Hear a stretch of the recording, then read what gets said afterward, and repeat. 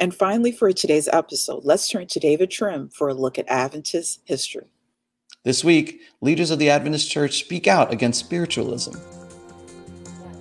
Welcome to This Week in Adventist History.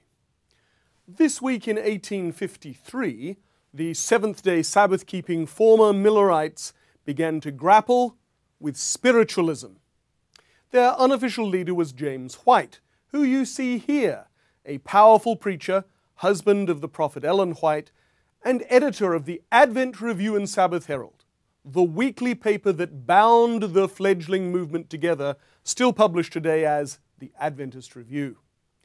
In the August 4, 1853 issue of the Review, there appeared an article by James White on spiritualism.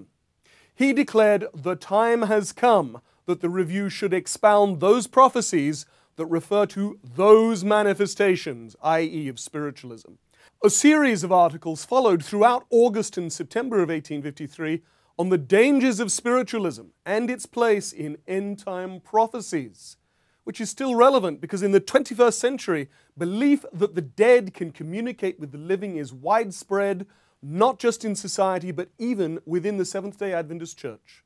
The founders of our movement insightfully identified spiritualism as a threat 167 years ago this week. On August 8, 1972, the creation of the Mozambique Union Mission was authorized. The Adventist message first reached what was then the Portuguese colony of Mozambique in 1907, after American missionary Sam Konigmarker founded the Matandani Mission Station. Now, it was across the border in British Central Africa, but the mission school attracted students from Mozambique who were converted, and a strong indigenous movement resulted.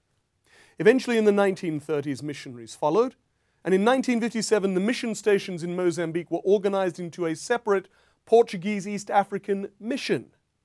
And in 1972, the General Conference appointed a committee made up of representatives from that mission, from the Euro-Africa Division and the GC, which visited Mozambique, and on August 8, 48 years ago this week, they voted to recommend the creation of the Mozambique Union Mission, which formally came into existence on New Year's Day 1973.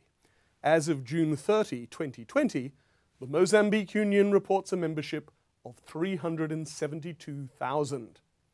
You can read about the church in Mozambique in the Encyclopedia of Seventh-day Adventists at encyclopedia.adventist.org. That was This Week in Adventist History.